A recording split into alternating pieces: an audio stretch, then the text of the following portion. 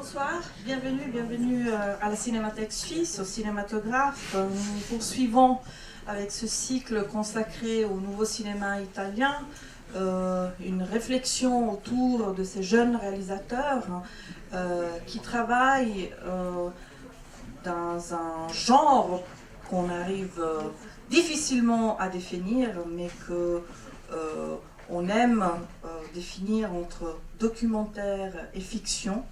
Le film que vous allez voir dans quelques instants symbolise parfaitement en fait ce qu'on veut raconter à travers ce cycle. C'est un film qu'on a vu il y a plus d'une année en fait. Il avait été présenté à Venise à la Semaine de la Critique en 2017 et en fait c'est vraiment autour de ce film et d'un autre film qu'on avait distribué il y a quelques années, Cesare deve morire des frères Taviani, qu'on a décidé de construire ce nouveau cycle sur le cinéma italien. Les deux réalisateurs sont ici avec nous ce soir. Ils arrivent tout juste de Rome. Je vous prie de les accueillir. Silvia et Luca, bienvenue.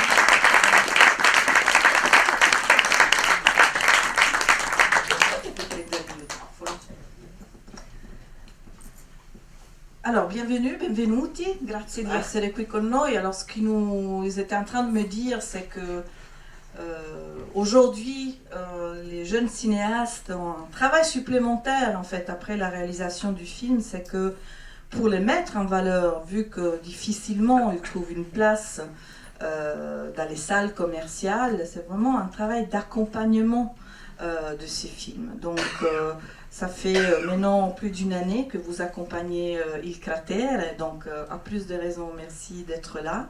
Et donc je ne vais pas leur poser la question à la fin du film de ce qu'ils sont en train de préparer parce qu'ils ont de la peine à écrire le nouveau film. Mais c'est une réalité en fait, ça nous fait plaisir de vous voir si nombreux. D'ailleurs, sachez qu'on a tellement aimé ce film qu'on a décidé de le prendre en distribution en tant que cinémathèque, parce qu'aujourd'hui, plus que jamais, un des objectifs de notre institution est de mettre aussi en valeur le nouveau cinéma pour qu'il puisse dialoguer avec le cinéma du patrimoine. Et donc, voilà, après la projection, on discutera avec eux, mais bien évidemment, si vous aimez le film, je vous prie d'en parler autour de vous pour qu'on puisse le montrer à d'autres spectateurs. Avant de leur laisser la parole pour une présentation, je voulais vous rappeler que pour ce cycle, nous avons édité en collaboration avec l'Istituto Luce Cinecittà, ce livre. C'est vraiment un livre qui accompagne le cycle, mais qui parle aussi de toute cette nouvelle vague du cinéma italien. Il est à votre disposition, il y a encore une dizaine de copies ici à la sortie. Pour l'instant, il nous en reste que 10, mais nous en avons d'autres. Donc, si vous êtes intéressé à le récupérer, il faudra juste nous le dire et on va récupérer encore des copies depuis nos archives à Pantin. Silvia, Luca, je ne sais pas si vous avez quelque chose à dire avant le film, parce que c'est un film extrêmement intense et je sais déjà qu'après il y aura beaucoup de questions. Mais allez, dites-nous quelque chose, je vais vous traduire. Sì, no, dicevi giustamente che viaggiamo da 1 anno e mezzo, però ci sono dei viaggi che fai per forza e altri che fai per piacere. Alors, il y a des voyages qu'on fait un peu forcés, mais d'autres qu'on fait avec grand plaisir. E oggi è uno di questi, Et aujourd'hui, c'est un des voyages de plaisir. Merci. perché questi anni, ovunque, anche con i nostri lavori precedenti, andavamo nel mondo, tutti ci parlavano di questa nouvelle vague italiana che non è stata mai codificata e questa forse è una delle prime volte. Il est vrai que ces dernières années, en accompagnant nos films, on nous a souvent évoqué cette nouvelle vague italienne, mais il est vrai aussi qu'elle n'a pas encore vraiment été identifiée, et c'est peut-être là la première fois que quelqu'un, une cinémathèque, propose cette piste de réflexion en fait. E quindi ci fa molto piacere essere Donc, ça qui. nous fait très plaisir d'être ici. Io non posso aggiungere niente, nient'altro, vi auguro buona visione e spero che ci vediamo dopo per altre domande, per delle domande. Une très bonne projection et on se voit après pour les questions. Merci.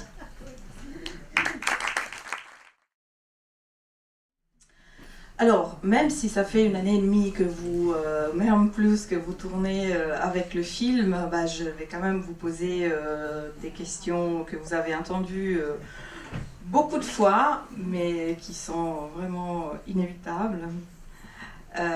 Évidemment, la première question concerne Sharon et son papa, Rosario. Donc, bah, comment vous les avez rencontrés et connus déjà? Allora, il cratere parte da una storia scritta, immaginata, finta. Alors, ce qui est important de savoir, en fait, c'est que le cratère est au départ né d'une histoire inventée, écrite. E noi abbiamo fatto molti mesi di casting, ma casting strani, cioè non sono venute le persone da noi, ma siamo andati noi in giro a cercare i volti che somigliavano ai personaggi che avevamo scritto. Nous avons passé longtemps à faire des castings, mais c'était pas des castings d'une façon classique. Nous, sans aller à la recherche des visages, des têtes qu'on cherchait pour notre histoire.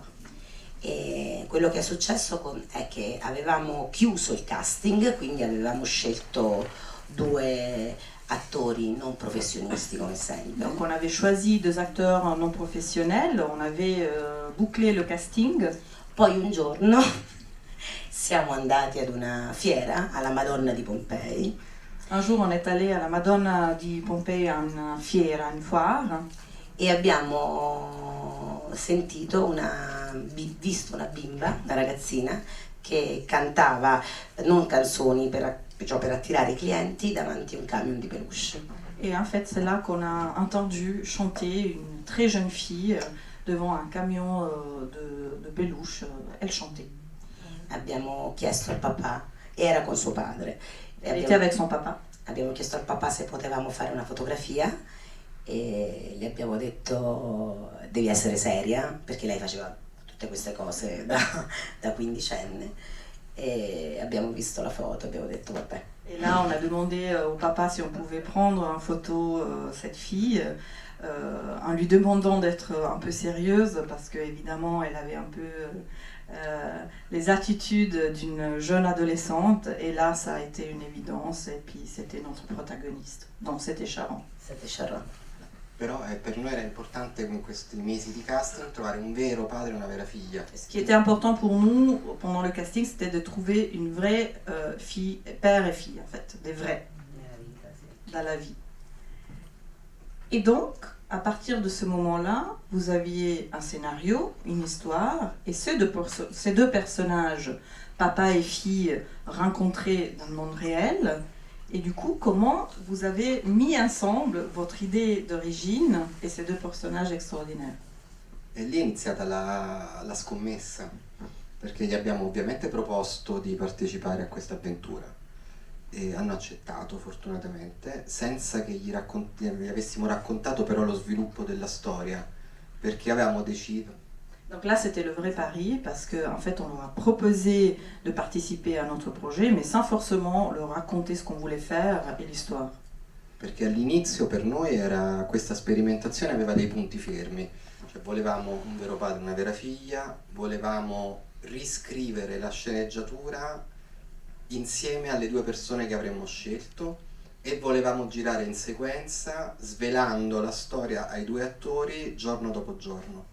Donc en fait, le pari était d'avoir un père et une fille, sans leur raconter l'histoire, et puis expérimenter avec eux, sans leur raconter ce qui allait se passer, et en fait de tourner un plan séquence ce qui se passait. E quindi abbiamo fatto, credo, 2 mesi di formazione, senza ancora affrontare quello che sarebbe stato il film, di formazione da attori. Qu'est-ce que tu entends par formazione d'attori, exactement? Comme processus, en fait. Donc, il disait qu'ils ont passé 2 mois ensemble, en les formant en tant qu'acteurs, mais je lui pose la question, qu'est-ce que tu entends exactement par formation d'acteurs? Non erano delle vere e proprie lezioni. di C'était recitazione. pas des leçons pour apprendre à jouer, Però c'è un grande mito, soprattutto sui napoletani, forse anche un po' in generale sugli italiani, e cioè che sono degli attori naturali. il y a un peu ce mythe sur les Napolitains, mais peut-être aussi sur les Italiens en général, parce qu'il s'agit des acteurs naturels. La verità è che soprattutto i napoletani, quando iniziano a recitare, esagerano tutto. C'est vrai que les Napolitains, surtout, quand ils commencent à jouer, ils ont un peu tendance à exagérer dans leur façon de jouer d'une façon extrêmement théâtrale. Quindi questi 2 mesi di formazione sono serviti a farli stancare. Donc on a essayé vraiment de les fatiguer extrêmement pendant ces 2 mois de travail ensemble. E solo quando erano ormai nudi e senza nessun riferimento, non provavano più a copiare De Niro o Nicole Kidman, abbiamo iniziato a Et girare. c'est seulement au moment où ils étaient nus, donc au moment où ils n'essayaient plus de jouer à être Bob De Niro ou Nicole Kidman, c'est à partir de ces moments-là qu'on a commencé à travailler. E abbiamo iniziato a stravolgere le loro indoli, i loro caratteri. Et on a commencé vraiment à stravolgere, Trasformare. à transformer, mais c'est pas tout à fait ça, je cherche le mot, je suis È désolée. più forte. On a essayé vraiment à ces moments-là de changer complètement la réalité de ce qu'ils étaient en fait. Infatti nel film loro sono 2 persone completamente diverse rispetto alla realtà. C'est ça qui est important. Ce que vous voyez dans le film ne correspond pas à la réalité. Ce que vous voyez, c'est du vrai jeu d'acteur. Ce que joue Sharon, c'est pas Sharon elle-même, ni ce que joue son papa Rosario, n'est pas ce vrai Rosario. D'où, je rajoute, l'intérêt de notre point de vue, de cette démarche, vraiment, une fois de plus, entre ce qui est la réalité et ce qui est la fiction et la mise en scène dans le cinéma. Non sono loro, però sono padre e figlia, sono nella loro casa vera, con i loro veri abiti, quindi nel loro vero ambiente. Ils sont vraiment chez eux, dans leur maison, dans leur ambiance, avec leurs habits, mais ils ne jouent pas eux-mêmes. E questo era l'esperimento, il Et cortocircuito. c'était ça, en fait, qui nous intéressait. C'était sur ça qui nous intéressait de travailler, le mécanisme qui nous intéressait. Mais vous avez pris quand même des éléments de la réalité, parce que Sharon, vous l'avez rencontré qui chantait, et son papa, effectivement, est son papa. Et donc, petit à petit, donc vous avez ce scénario, vous avez petit à petit raconté vers quoi vous voulez aller, et puis à un certain moment, qu'est-ce qui s'est passé? Comment les choses se sont déroulées petit à petit? Sì, durante le riprese funzionava più o meno così. Discutevamo una scena insieme Pendant le tournage, donc ça se passait comme ça, on discutait ensemble une scène, e la provavamo senza camera per 2 o 3 giorni, poi a seconda della difficoltà. et on l'a testé, essayé pendant 2 ou 3 jours. E alla fine la giravamo con pochissimi chuck, ma dato che la troupe eravamo soltanto io e Silvia, non c'era nessun altro, tutto doveva essere molto molto organizzato per una dinamica anche tecnica molto complessa sui fuochi, sulle luci, sui microfoni. Et après, au moment du tournage, en sachant qu'il n'y avait que Luke et Sylvia, la troupe, c'était quand même que ces 2 personnes-là que vous voyez, donc il faisait très peu, en fait, de tournage, des essais. E volta per volta abbiamo aggiunto gli elementi della loro vita reale nella nostra Et c'est sceneggiatura. là que petit à petit, on a commencé à rajouter à ce qu'ils jouaient des éléments de leur vie réelle. Che sono 2 sostanzialmente. Uno è fondamentale, che sono i peluche, che non avevamo immaginato ovviamente. Un des éléments fondamentaux, c'est les peluches, qui sont bel et bien réelles et qu'on n'avait pas du tout imaginé au début de notre écriture. Che però erano esattamente lo specchio di quello che poi avevamo immaginato noi. C'è questa corrispondenza in tutto il film tra gli occhi del peluche e poi gli occhi delle videocamere che monterà il padre e che usa il padre durante tutto il film, i capelli lavati e i peluche riparati e poi la preparazione di Sharon per la sua prima televisiva. En fait, ces peluches sont un peu le miroir de ce qu'on voulait montrer, de ce on avait imaginé pendant l'écriture. Donc, les peluches, les yeux de peluche, tout ça, c'est un miroir de la réalité de Sharon, de ses cheveux quand elle est là pour se préparer pour la scène. E l'altro elemento a cui non avevamo pensato e che ha voluto fortemente Rosario, il padre, e che infatti firma con noi la sceneggiatura. L'autre élément très important qu'on n'avait pas imaginé, mais que Rosario, donc le père, a fortement voulu dans le film, et d'ailleurs c'est pas un hasard que Rosario a signé aussi le scénario à la fin. Sono i video che lui aveva accumulato in tutta la vita della figlia. Ce sont les vidéos qu'il avait tournées de sa fille le long de sa vie en fait. Che non è così anomalo perché chiunque ha figli o nipoti sa che tutti abbiamo tantissimi video. Vous savez, on a tous des vidéos de nos enfants et petits-enfants, donc ça c'est extrêmement réel. Et donc vous avez transformé tout ça dans un équilibre entre réalité et fiction. Et comment ils ont réagi à la fin du tournage, quand ils ont vu le résultat final? Comment ils ont réagi? Alors, ou est-ce qu'ils ont compris quand même votre démarche? Est-ce qu'ils ont participé à ce travail? Loro fino alla fine del tournage non hanno capito nulla proprio. Jusqu'à la fin du tournage, ils n'avaient pas forcément compris ce qu'on voulait faire. Hanno capito la storia, ma non come sarebbe poi venuto il montaggio, ovviamente, non immaginavano. Voilà, ils n'imaginaient pas à la fin ce que le film allait devenir. La prima volta che Rosario lo ha visto, è stato il primo a vederlo, nello stesso momento ha pianto, ha riso, per un'ora e mezza ha fumato 90 sigarette, piangeva, rideva, Et donc il a été la première personne à voir le film. Donc Rosario a été le premier spectateur du film et pendant le visionnage en fait il a pleuré, il a rigolé, il a fumé 90 cigarettes, donc c'était un ensemble d'émotions. Invece a Sharon abbiamo fatto una sorpresa. Sharon, on lui a fait une surprise. Perché Sharon aveva 13 anni. À l'époque, elle avait 13 ans. E non era mai entrata in un cinema nella sua vita. Ah, donc Sharon, on lui a fait une surprise. À l'époque, elle avait 13 ans. Elle n'avait jamais mis les pieds dans une salle de cinéma. Quindi quando il film è stato selezionato a Venezia. Le film a été, comme je vous disais tout à l'heure, sélectionné à Venise, à la semaine de la critique. Donc au moment de la projection à Venise. È l'anteprima mondiale, Sharon lo ha visto per la prima volta nella sua vita. C'est là que Sharon est, pour la première fois de sa vie, rentrée dans une salle de cinéma et a vu le film.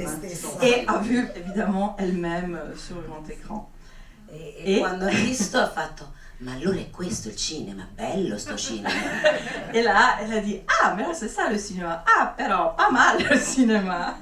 E non si riconosceva, diceva, ah cavolo, sono io. Il a eu de la peine à se reconnaître. Cioè, sono stata capace di fare queste cose, ma davvero sono stata capace, non ci credevo. Elle croyait pas d'avoir réussi à faire ce qu'elle voyait sur l'écran.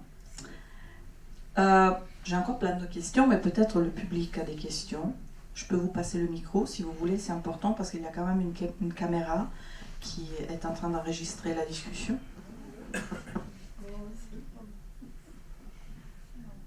Pendant que vous y réfléchissez, ce que je trouve intéressant de cette aventure, on a discuté tout à l'heure avec Sylve et Luc, c'est que après et au-delà du film, d'une certaine manière, cette histoire a continué. Sylvia me disait qu'elle est toujours en contact avec Sharon, qui entre-temps, évidemment, elle a grandi, elle a 16 ans maintenant, et elle commence timidement pas forcément une carrière, mais elle étudie quand même pour devenir actrice. Et donc, en fait, c'est vraiment ce que je trouve de très beau, c'est que le film est aussi une grande aventure humaine et une histoire de vie. l'autre élément intéressant, au-delà du fait que Sharon n'avait jamais été dans une salle de cinéma, qu'ils ne connaissaient pas ce moyen, c'était tout à fait nouveau pour eux de travailler avec des cinéastes, c'est aussi, et ça je pense aussi que c'est un autre élément important, c'est que Sharon et son entourage, les autres enfants, par exemple, ils n'allaient pas à l'école. Et là, vous êtes quand même intervenu fortement au moment où vous les avez connus dans leur vie. Parce que, par exemple, il me racontait, c'est qu'ils ont demandé que les enfants aillent à l'école pour la première fois. Ça, c'est une réalité qu'on ne connaît pas forcément. Moi, je suis d'origine italienne, je viens du Nord, et j'ai de la peine à me rendre compte qu'il y a encore cette niche, même pas de pauvreté, mais vraiment de culture, comme quoi, dans certains pays du Sud, les enfants, on préfère ne pas les faire aller à l'école, parce que c'est plus sûr qu'ils n'aillent pas à l'école. Et donc, tout ça, en fait, votre projet enchaîné, une fois de plus, un vrai projet de vie, qui a ouvert des portes, en fait, a ces jeunes, a une jeune comme Sharon. Sì, è un po' una condizione non del sud, ma delle periferie di tutto il mondo questa. C'est vraiment une condition qui n'est pas forcément liée au sud de l'Italie, mais c'est une condition qu'on retrouve dans pas mal de banlieues un peu partout dans le monde. E non è una questione di non ritenere la scuola importante, ma semplicemente di non sapere che c'è un obbligo scolastico. Ce n'est pas qu'on ne considère pas l'école comme quelque chose d'important, c'est tout simplement qu'on ne considère pas, on ne sait pas que c'est quelque chose d'important, voire d'obbligatoire. Obbligatorio. E quindi noi abbiamo detto semplicemente che era obbligatorio, che era la legge. C'est là qu'on leur a expliqué que c'était quand même la loi, que c'était obligatoire. Esatto. Et au moment où Sharon a commencé à aller à l'école, Bravissima. Sì, sì. en plus elle est extrêmement douée. No, e soprattutto i suoi genitori che non sono persone fuori legge, cioè non è che Napoli poi è tutta camorra. Il ne faut no, pas è penser tutto- que c'est une famille qui appartient à la mafia, à la camorra napolitaine, c'est des gens normaux. Sono solo poveri. Ils sont seulement extrêmement pauvres et Quando hanno- simples, Sì, j'ose dire. quando hanno saputo che era fuori legge, hanno detto Dio. Et qu'ils ont réalisé que c'était hors la loi ce qu'ils faisaient, ils se sont quand même impressés. E quindi hanno mandato tutti i bimbi a scuola. Et du coup, ils ont envoyé tous les enfants à l'école. Non tutti sono felici i bimbi di andare a Ils scuola, ne sont pas tous contents. però Sharon è molto contenta. E ora vanno tutti a scuola, insomma, è diventata una cosa normale e molto bella da fare, tra l'altro con molte soddisfazioni per i genitori perché sono bravi e quindi, sai, incontrano i professori, hanno visto un altro mondo. Tout d'un coup, en fait, cette ouverture de porte leur a permis de connaître un autre bout de monde qu'ils ne connaissaient pas. Les parents sont extrêmement fiers du fait que leurs enfants maintenant aillent à l'école, ils parlent avec les enseignants et ils ont toujours des retours extrêmement positifs. E questo è stato un po' il percorso umano del film, ma non solo la scuola, quanto proprio il legame molto forte, perché sin dall'inizio non era un film normale, era un esperimento. Et donc, en fait, à partir du début, c'était clair pour nous qu'il ne s'agissait pas d'un film, c'était vraiment une expérience, quelque chose qu'on voulait essayer de tester. Donc, au-delà de l'aventure humaine, il y a vraiment un lien extrêmement fort qui s'est créé. Sì, e che dura tuttora. Et qui dure encore aujourd'hui. Est-ce que vous aviez imaginé, en fait, que votre projet allait vous amener à ça? No, io no, ma neanche loro. No, loro ogni tanto dicono: ma ti ricordi quando ci siamo conosciuti? Chi ce lo poteva dire che poi diventavamo così amici? Noi abbiamo trascorso il Natale con loro, il Capodanno con loro, ma non perché dovevamo fare il film era finito già. faut savoir qu'il y a vraiment une amitié qui est née de ce film. On a passé les fêtes de Noël, de la nouvelle année ensemble, mais après qu'on a tourné le film. Donc il y a vraiment un lien familial et d'amitié qui s'est créé. Et vous continuez en fait à suivre un peu Sharon et à l'aider d'une certaine manière, à la guider un petit peu peut-être. Sì, un po' tutti. Ma lei è la testimonianza di un talento enorme, secondo noi. Sharon est vraiment, elle témoigne d'un talent inné et énorme. E che nessuno avrebbe potuto vedere Et que probabilmente. personne n'aurait pu voir probablement, ou qu'avait vu en fait. E quindi è come una stellina che va curata, C'est un no? peu comme une petite étoile qu'il faut soigner. Sì, perché è piccola Parce qu'elle est encore très e jeune, può elle est petite, perdersi et facilmente. puis c'est clair qu'elle peut encore se perdre d'une certaine manière. Quindi insomma la guidiamo con rispetto da lontano, ma insomma io un po' più da vicino, però la guidiamo molto. En fait, Sylvia, elle essaye de loin de l'aider un peu, de l'accompagner en fait. C'est ça. Est-ce qu'il y a des questions? Moi, j'aimerais bien entendre les réalisateurs sur les choix, les parties pré-esthétiques, principalement sur le choix des plans en séquence et puis de la très très courte profondeur de champ. C'est un réalisateur qui parle.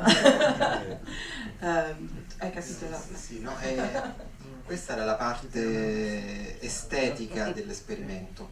Cioè noi conoscevamo molto bene quel mondo, questa periferia, e sapevamo, e la caratteristica di questa periferia, come tutte le periferie del mondo, è l'assenza dello spazio pubblico o la difficoltà di vivere lo spazio pubblico. Alors, c'était un choix esthétique voulu et assumé depuis le départ parce qu'on connaissait très bien en fait ces endroits, ces lieux, ces banlieues. Il y a un élément qui caractérise une grande partie de ce banlieue de grandes villes dans le monde, c'est l'absence de l'espace public. E questa assenza provoca un senso di claustrofobia e di soffocamento in chi la vive. Et cette absence, selon nous, crée vraiment une sensation de claustrophobie, comme si, en fait, c'est suffocant comme ambiance. E quindi volevamo che lo spettatore, quindi è colpa nostra l'ora e mezzo che avete passato, vivesse per un'ora e mezzo in quell'ambiente soffocante e Et c'est claustrofobico. exactement ça qu'on a voulu transmettre aux spectateurs, cette sensation de suffocation et de claustrophobie. Donc, voilà le choix voulu et assumé de esthétique pour arriver à ça. Perché per noi questo film era anche un'esperienza fisica per chi lo vede. Pour nous, ça voulait être aussi une expérience physique, ce film, pour le spectateur.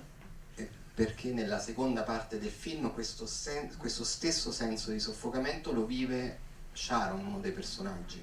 Aussi parce que cette sensation de suffoquer, de claustrophobie, c'est la même sensation que Sharon ressent dans la deuxième partie du film. Et donc on voulait vraiment transmettre ce genre de sensation au spectateur.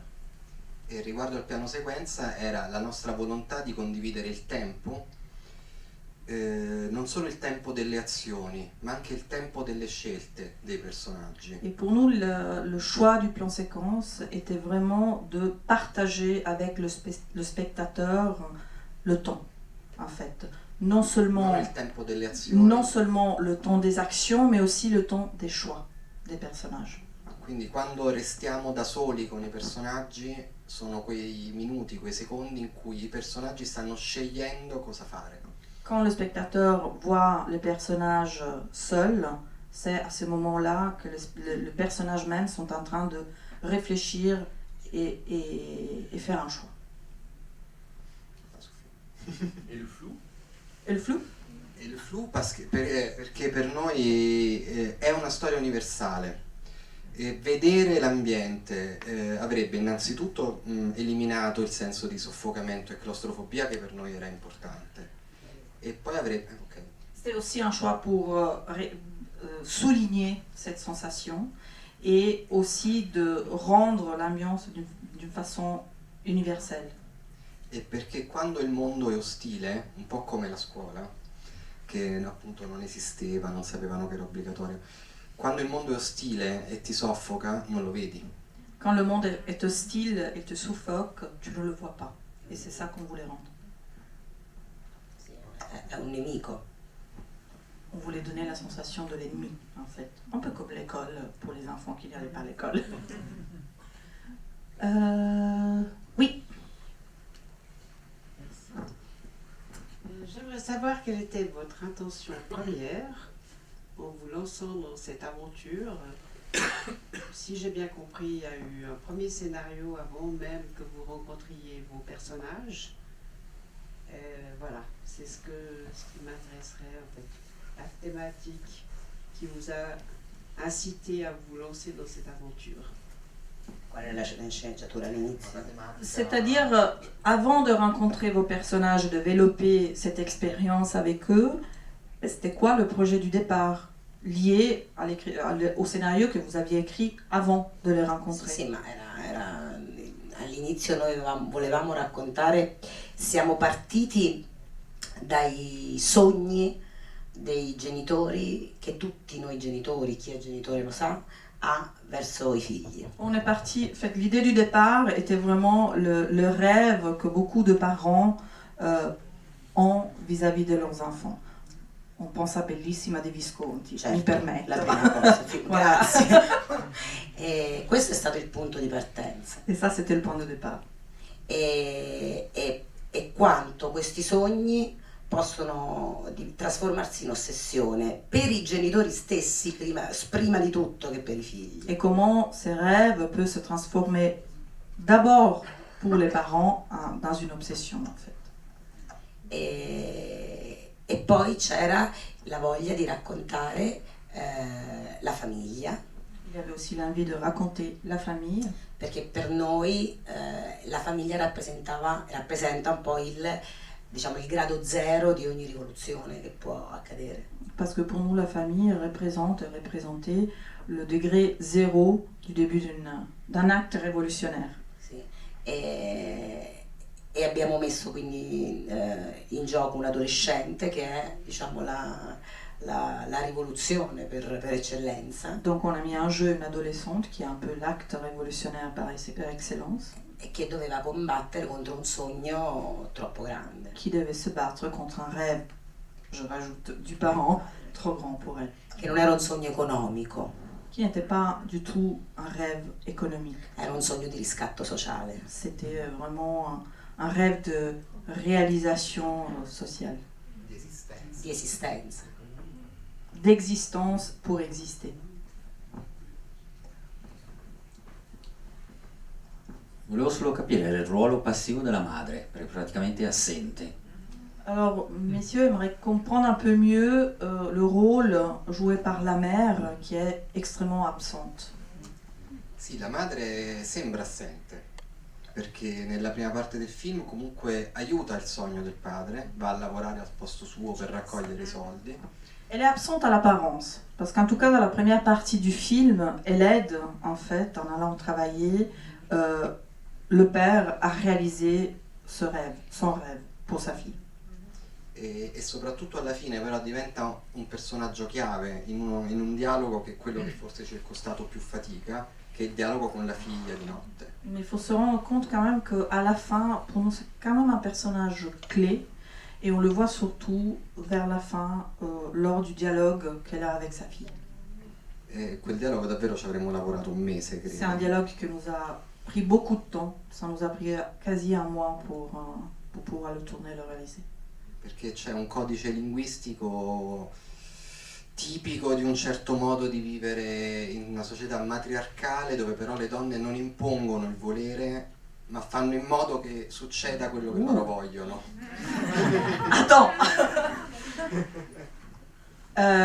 Il y a un code linguistique très particulier dans cette discussion entre la mère et la fille, qui sort en fait d'une société clairement matriarcale, mais où le rôle de la femme n'impose pas, mais arrive quand même à obtenir ce qu'elle veut. Più o meno.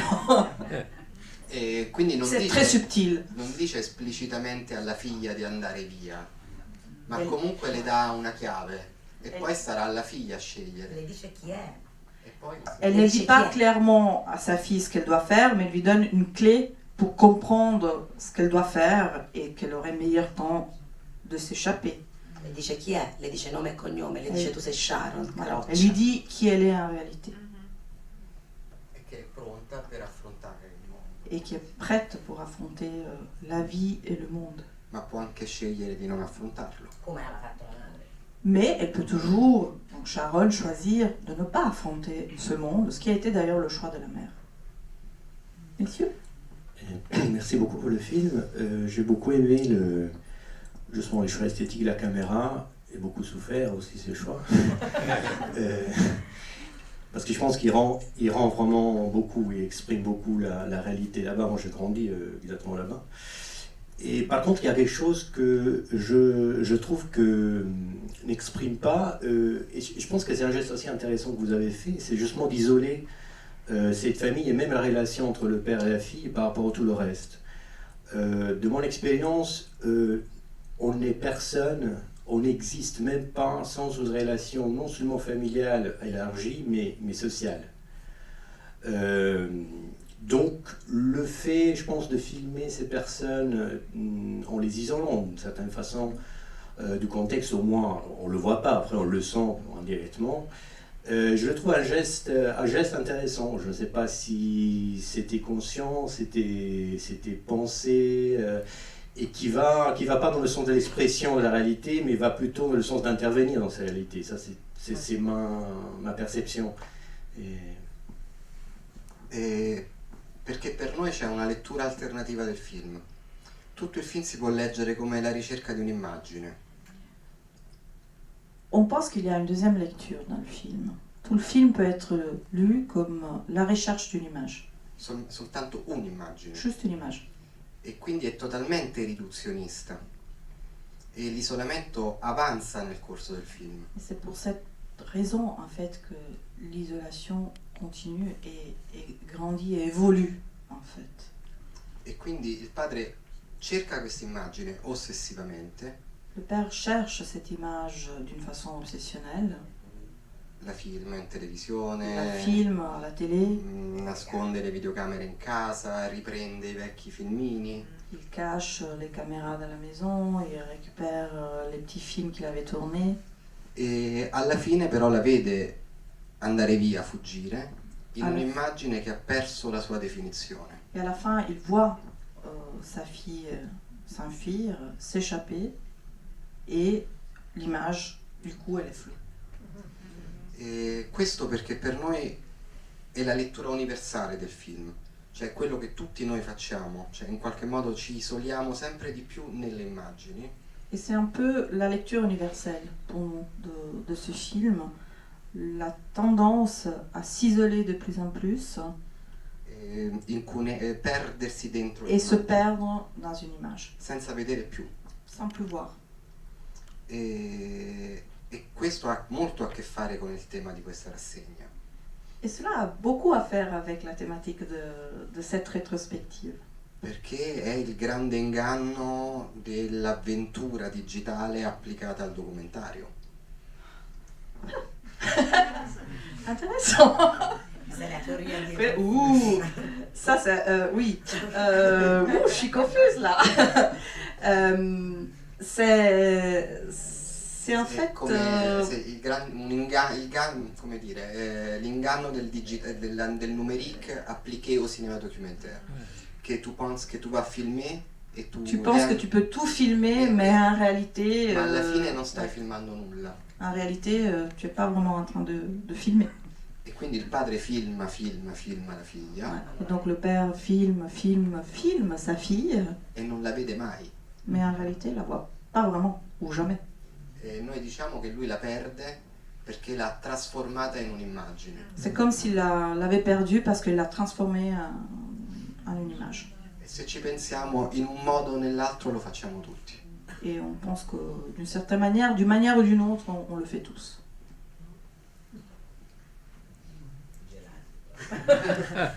Oui, on est un peu... Est-ce qu'il y a encore une question? En sachant qu'on ne va pas leur poser la question de ce qu'ils vont faire après le cratère. Voilà.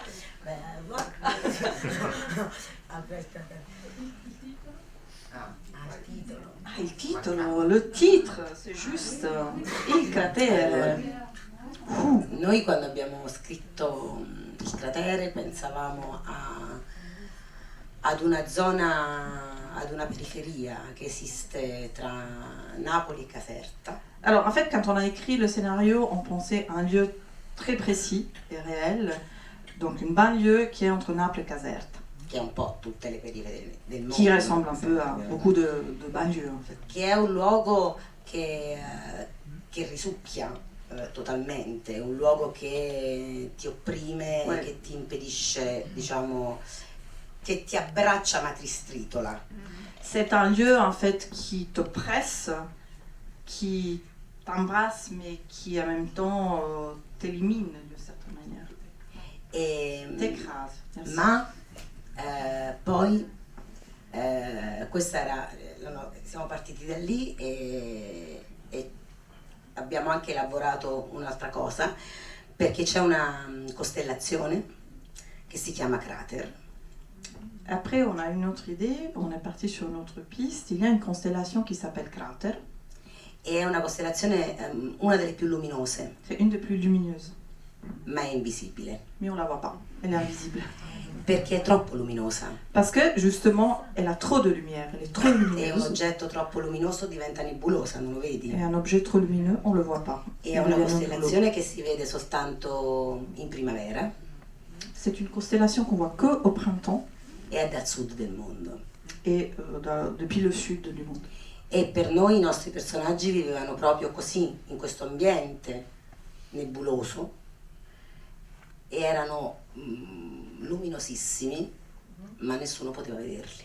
Et c'est exactement ce qu'on voulait raconter par rapport à nos protagonistes. Ils sont tellement lumineux qu'on ne les voit plus, on ne les voit pas. Il y a madame qui aimerait... Je vous passe le micro. Oui, vous avez dit le mot qui me travaille depuis le début, c'est l'invisibilité. En fait, quand j'ai vu le film et quand vous racontez aussi l'histoire de cette famille, vous avez porté à la lumière des invisibles, dans un film et dans la vie aussi. Je reviens à ce que disait monsieur, l'isolement de cette famille par rapport au monde correspond à une réalité. Moi, je travaille avec des gens qui sont dans la périphérie, justement. Et c'est vrai que l'espace public est un lieu, un ennemi, un lieu qui fait peur. Ou alors, on devient tout à coup trop visible dans l'espace public.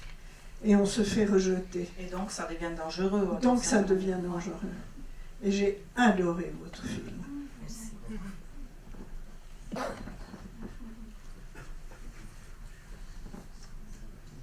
Merci, ça m'a ému. In effetti basta girare la luce, no? Poi. Ho scritto un libro che si chiama Milioni di invisibili. Alors, après cette très belle intervention, merci madame, je propose de clore la partie officielle. Mais là, je pense qu'on a envie de discuter un peu encore ici. Je remercie encore beaucoup Silvia Luca d'être venue à la Cinémathèque depuis Rome. Je sais que vous êtes fatigués, mais c'était important pour nous aussi dans des contextes un peu plus intimes, moins festivaliers et big event, tapis rouge, d'avoir ces moments de rencontre. J'espère vraiment que vous avez aimé le film. Vous savez qu'il est en distribution à la Cinémathèque. Si vous pensez qu'il y a des établissements scolaires, des enseignants, des associations de groupes qui sont intéressés, il ne faut pas hésiter à nous contacter. Évidemment, on va le montrer aussi dans d'autres salles, mais c'est quand même un film, vous l'avez vu, qu'il faut accompagner. C'est pour ça qu'on ne va pas faire une sortie normale, entre guillemets. Et on y croit, en tout cas. Et donc, merci encore une fois d'être venu. Merci à vous et à tout bientôt pour notre aventure à la Cinémathèque. Merci. Grazie mille.